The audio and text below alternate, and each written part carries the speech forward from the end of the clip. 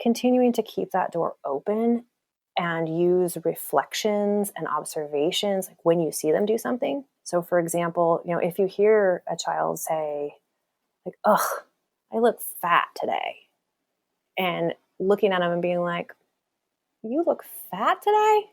What is that about?" And like saying it in this light way versus saying it in this like, "I have to come in and fix it for you." Like, "You look fat? What do you mean? What do you mean? You're not fat." And you can tell kind of by my tone, like one of those is going to amp them up, whereas the other one feels much more welcoming. So that's what we refer to as meeting them where they're at, which is incredibly counterintuitive because we want to remove the suffering. Like we don't want our kids or anyone else to be hurting. Yet being there with them in their suffering is what makes them feel the safest and the most supported. And one of the best things a parent can do is literally sit, listen, and reflect back what you hear.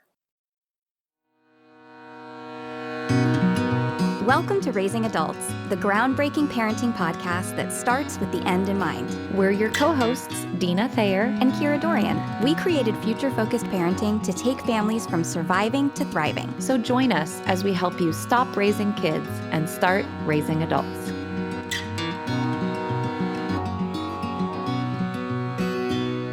Hello, everyone, and welcome to another episode of Raising Adults. We also want to welcome you to the second in our mental health series.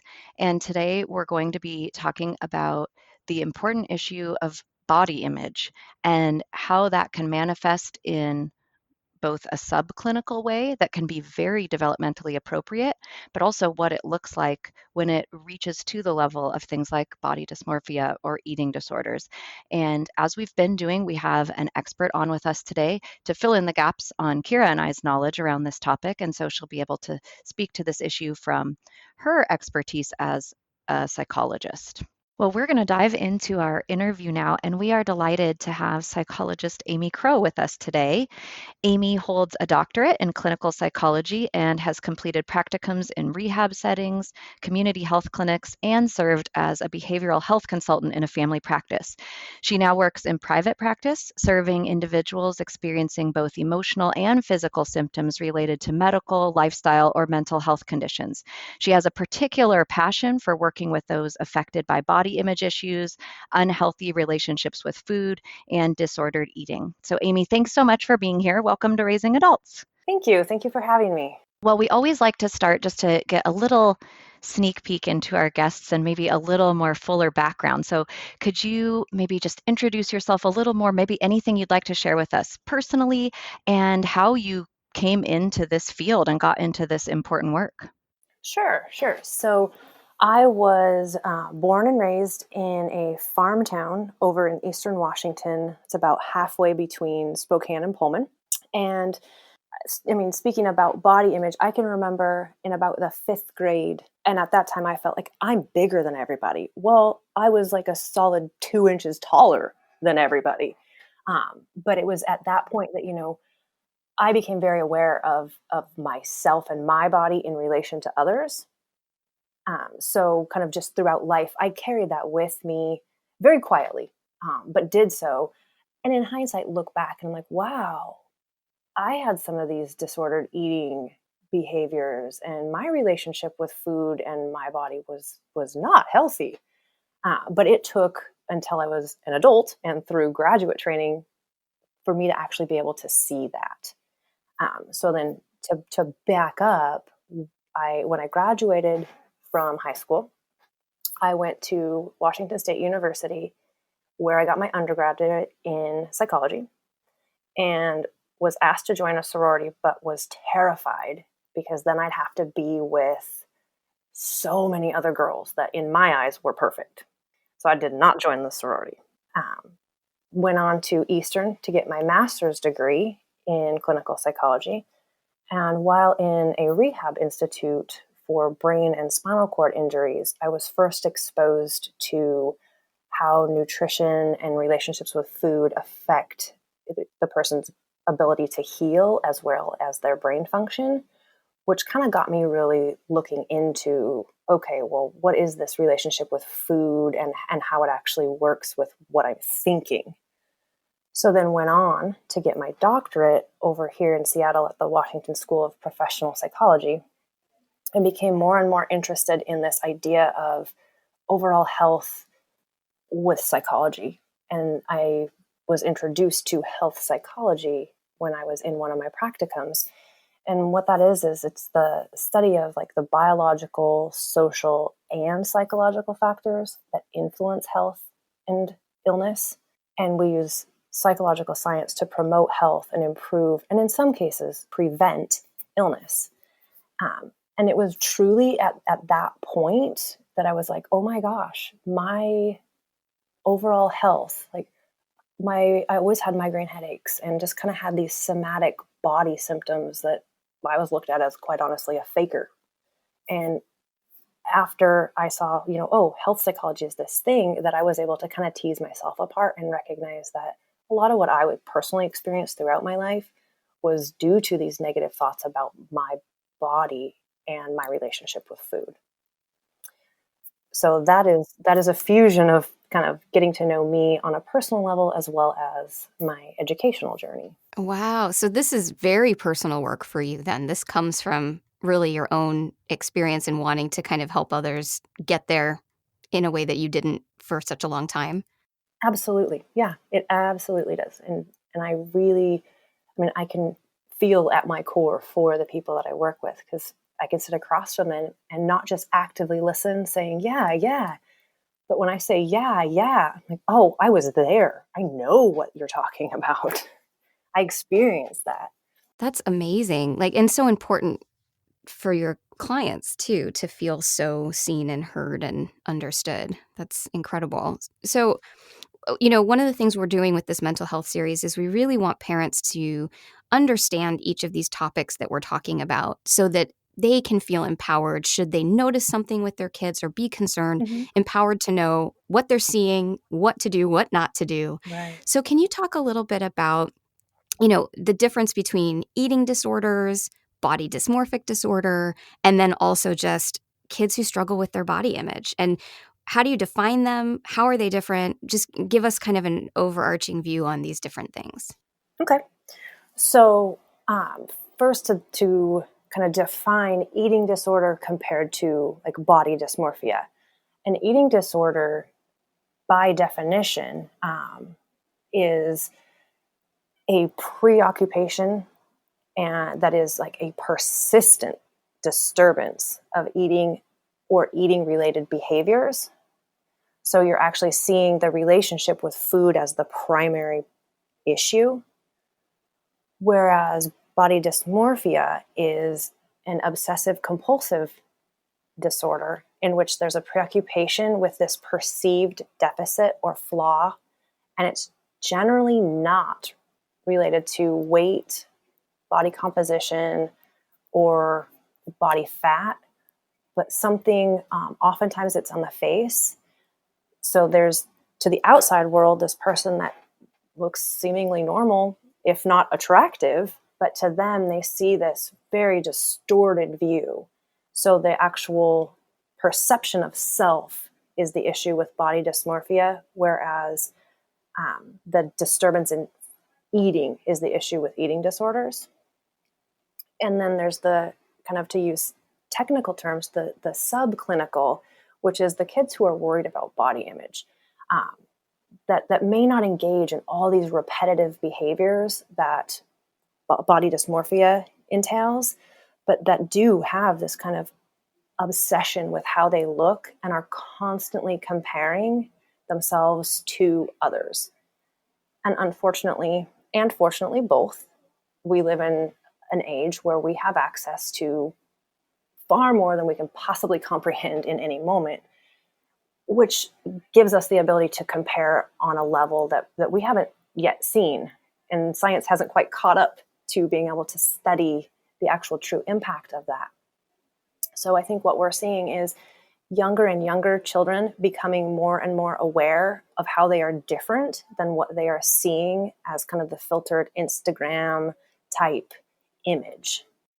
That's such a great point. In the increasingly digital world and with all the social media platforms, how many other opportunities there are to hold up that mirror of comparison and what that can do. That's, Right. wow. I mean, it seems so obvious, but I just hadn't heard it said quite like that before. So that is really important to be aware of as a parent. So obviously, this isn't something we want to ignore, but I'm wondering if you could bring to light or maybe flesh out a little bit why body image issues are so important to address and to not just say, well, that's normal. Everyone goes through a time of not liking their nose or thinking they're fat or whatever. Why is this important to deal with as parents? Body image issues are important to deal with as parents because regardless of if a child meets what would consider criterion for a particular disorder, the prognosis is far greater when you can get intervention earlier. So, for example, age of onset is around 12 to 13, and that's for a full body dysmorphia. But if you think about the access that we have now, I mean, kids as young as 8 and 9 are, thinking they need to suck in their stomachs because, so and so on Instagram doesn't have a tummy like that. So they're starting to form these narratives about where they're wrong, where they're not good enough. And as that progresses, that narrative becomes their truth. And then they start to see the world in a way that's going to confirm what they think about themselves. So, for example, you could be sitting in a store and checking out your groceries, and you look up and you're startled because the person next to you isn't wearing a mask at this point in time. It's like, oh my gosh. To one of these kids that's living with these problematic thoughts about their bodies, your reaction was not, oh my gosh, I'm startled. Your reaction is, oh my gosh, she sees it. She sees my legs are disgusting. They're huge. She saw it. I saw her reaction. So it's really important to discuss these issues and get that early intervention so that the narrative doesn't become so strong, so that they can learn how to entertain other possibilities, such as, this is just my brain.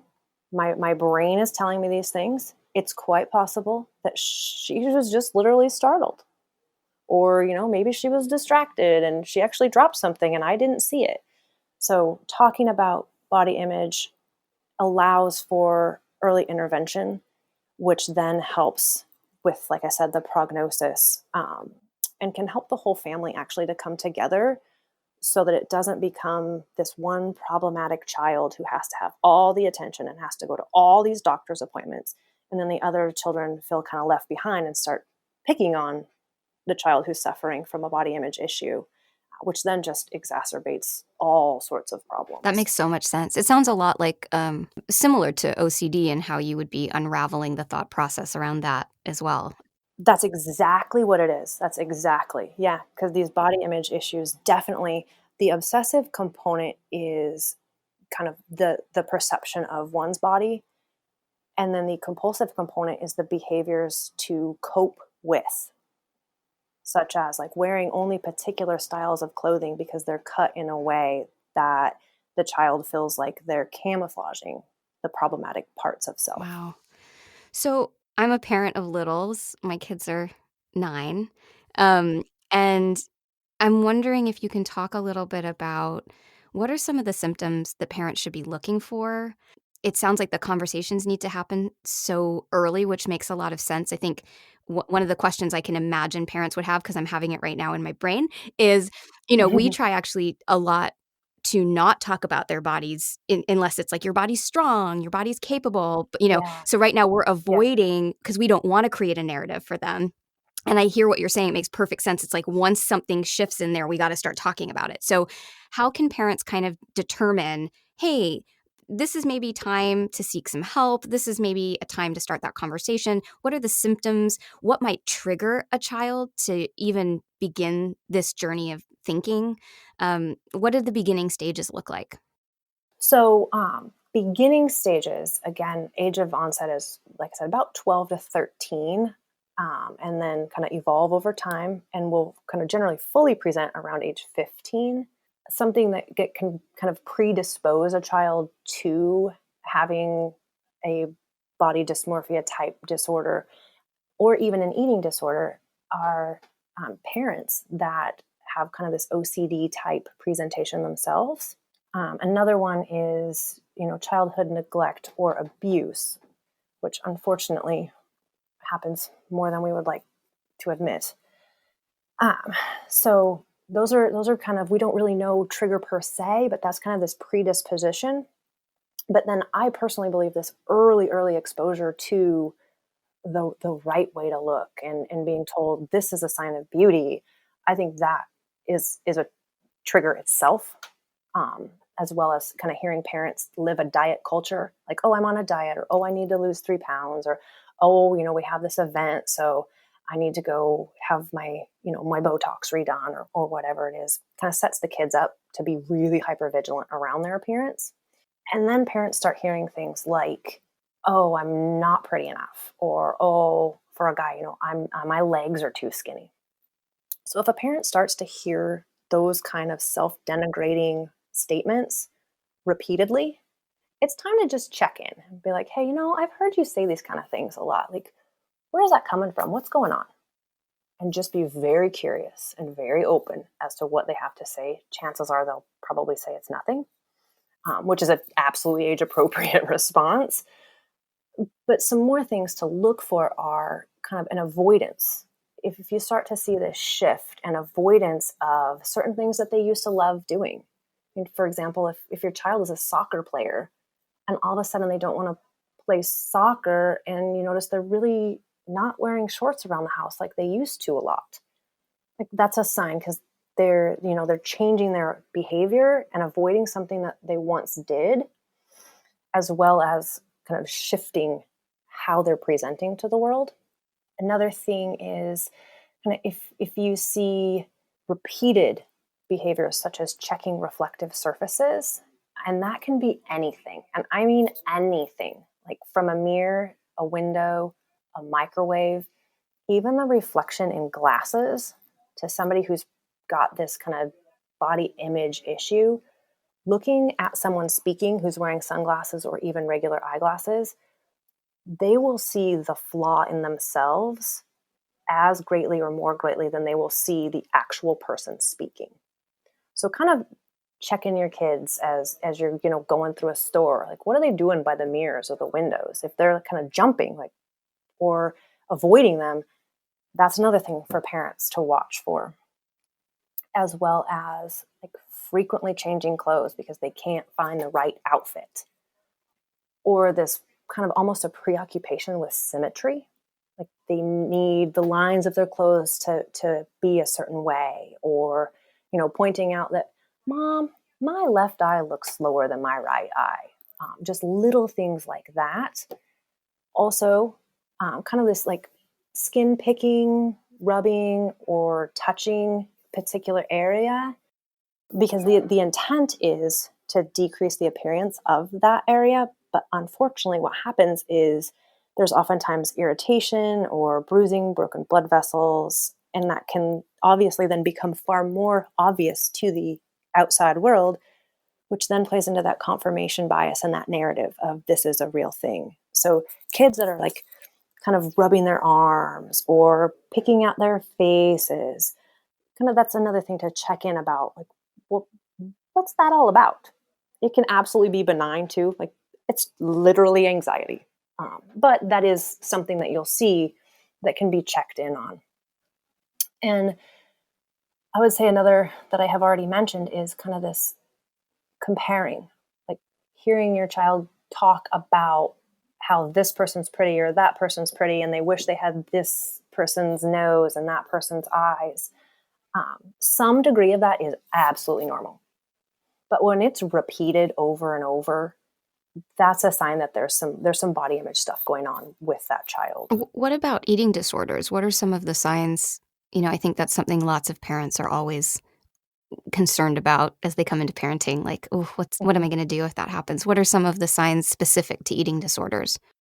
Some things specific to eating disorders are like if you hear, outright statements like, oh, I need to be on a diet. Or if you see kind of secret, which it is what it sounds like. It's not wanting to eat a bunch in front of people. So they may say things like, oh, I'm not very hungry, and have a little snack. But then you go into their bedroom to get the socks off the floor and you notice, oh my gosh, there's a plate under the bed. What is that about? So engaging in these eating behaviors to where there's almost shame around food or how much food they're eating. And another sign would be if you see like copious amounts of food being consumed at once, and then the person like disappears, and you go upstairs and they're exercising, which I've had a number of kids do that, and that's that to me, that's a sign, and that's problematic, that there's a relationship with food that's saying it's not okay to consume food until you're starving, and then you have to overconsume, and then you have to feel bad, so you need to go exercise right now to burn it off. And I mean, that's happening as young as like 9 and 10 years old. So Wow. it's hard to say one specific thing, but it is kind of this like repetitive behaviors that are like, okay, why? You used to love pancakes and now you're eating one pancake? Like what? Why? Yeah, there's such a spectrum almost of things that you could be watching for, but that's really helpful. Thanks for giving kind of a lot of possibilities Yeah. because it definitely isn't this one size fits all thing. And since we are a parenting podcast, the big thing we want to provide, and that's why we have a professional to share with us today, since Kira and I couldn't speak to this as competently, but what are, because I know parents, they mean well, and so if something like this crops up and they see it and they're concerned, they want to do the things that are helpful, right? Not the things that might inadvertently be worse, and which I've totally been guilty of in all areas of parenting, where like you want to help and then you accidentally step in it, right? So what would you say are the best things that loved ones can do to help, and maybe some things that they should avoid? That would be really helpful if you can talk about those two things. Some of the biggest mistakes when it comes to either eating disorder, disordered eating, or body image issues are, parents are very well intended, and they want to help remove the suffering. So they end up enabling avoidance behaviors. So, the kid doesn't want to eat at the table. So rather than engage in this battle about eating, it's like, okay, go eat in your room. Well, little do they know, eating in the room means that 2/3 of the food goes to the dog. And then you have this budding kind of restrictive eating pattern. Or, they don't want to go play soccer anymore because they don't like how they look in shorts. Well, having a discussion about that and coming to a compromise, as opposed to being like, okay, quit. Okay, quit. In some cases, absolutely, change that expectation. Don't engage in that behavior anymore. But a lot of times the enabling occurs around trying to reduce suffering. So avoiding the things that increase that anxiety, and that's actually more harmful than good. Some others, which I alluded to, expectations. Like parents oftentimes, how can you not have these expectations of your kids? Everything is so competitive now. But when a child begins to suffer from any mental health issue, whether it be depression, body image, eating disorder, a conversation around expectations is really important, because oftentimes they feel like they can't live up to it and they're not going to be good enough, and they feel defeated. So a big problem I think that happens is parents feel like they have to keep pushing. And when it comes to mental health issues, sometimes pushing isn't helpful. So being able to kind of check yourself and be like, okay, is this me putting this on them, or is this, really what's best for them? So kind of having to ask yourself those challenging questions, as well as having to catch yourself in periods of frustration and exhaustion, and refraining from saying things like, oh, your hair is fine. How many times do I have to tell you that? So just little things that do come out of a place of frustration and exhaustion. But to a child who has these body image and food related issues, hearing that stuff is, you just take them out at the knees. And so then kind of to switch and how to be supportive, being patient is crucial. Patient with yourself because you don't know what to do. You don't know how to best help them, and you're feeling helpless just like they are. So being patient with yourself, being patient with your child, as well as respecting their privacy and kind of dignity. So while it's really difficult to carry all this stuff yourself and not vent it with a neighbor or a friend or extended family, really that can feel disrespectful and as if you're taking autonomy and agency from your child. So kind of keeping their story as theirs and allowing them to tell it and finding your place to be able to tell your version of the story that isn't someone that has this overlapping relationship with your child can be incredibly helpful for them. And it seems so obvious when I say it, but truly asking your child how you can be supportive. And like I said, but initially, they'll probably be like, oh, nothing, I'm fine.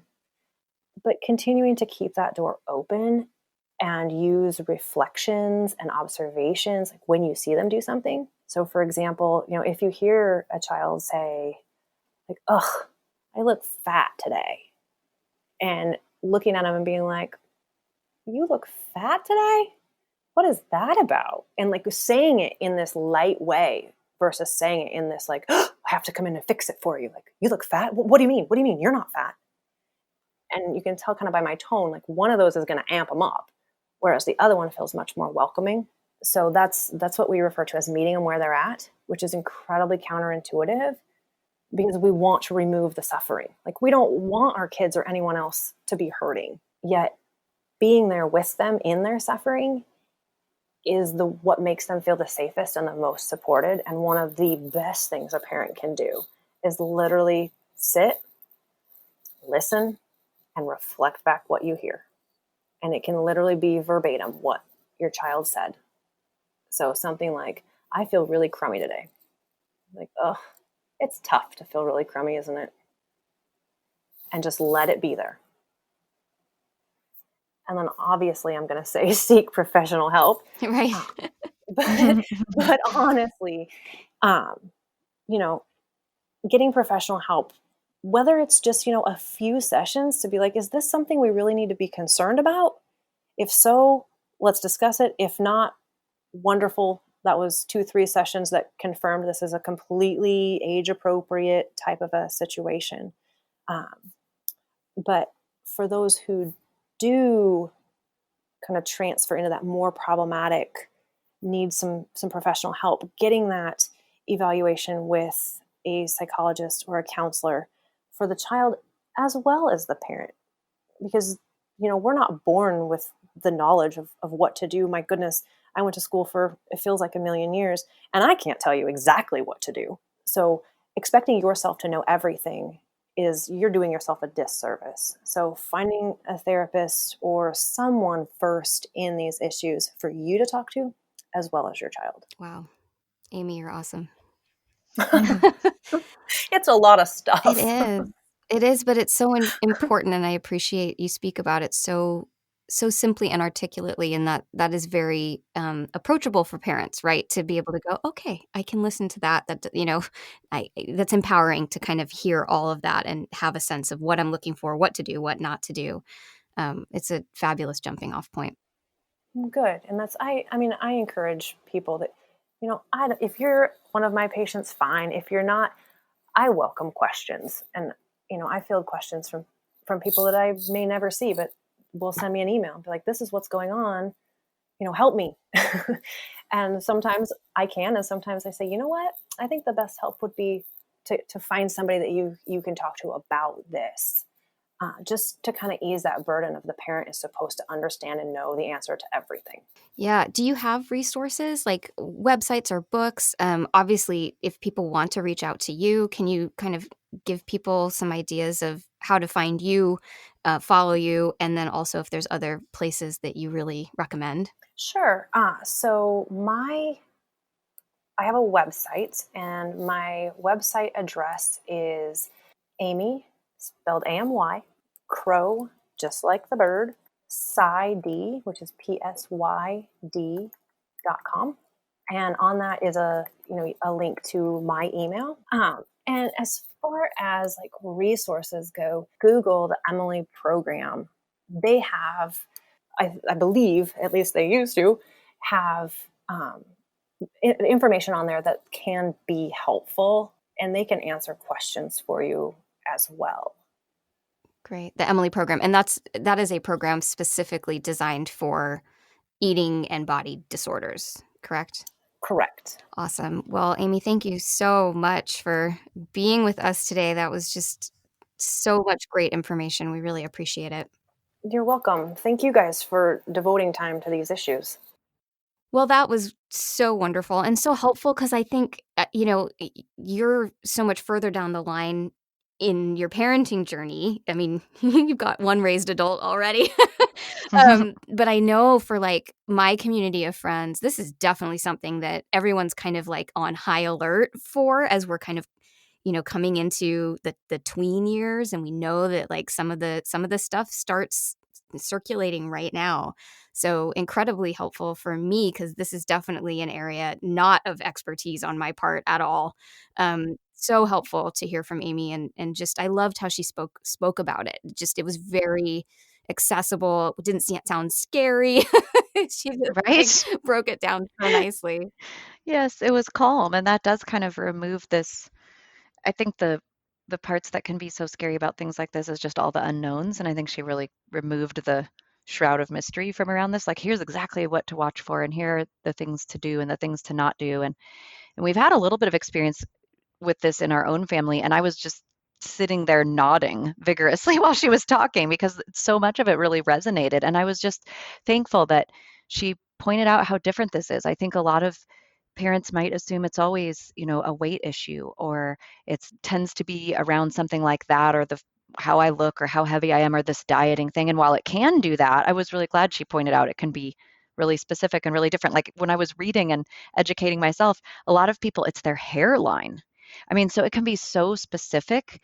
And I just was thankful that she touched on some of those things that might seem maybe a little less intuitive or we wouldn't have known otherwise. I think that's so helpful for families to know, hey, here are the things you can be watching for that maybe you wouldn't have expected. Right. Exactly. Really grateful for her knowledge. Well, listeners, if you are enjoying the mental health series so far, do be sure to tell your friends that we're running this 4-part series, have them join in, have them kind of meet us a little bit and share on social media. If you haven't followed us already, please do at Future Focused Parenting. If you haven't subscribed to the podcast, please do. You want to get that alert that the new episode in the series is out.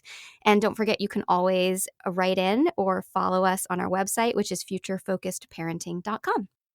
Thank you so much for joining us, and we do hope it was helpful to you and look forward to bringing you more for the next 2 weeks. We'll be continuing this mental health series, and we look forward to sharing things with you that are just going to give you tools as a parent to help your child stay mentally healthy and to know when to seek help if you see something that concerns you. So do be sure to join us the next 2 weeks for the rest of our mental health series.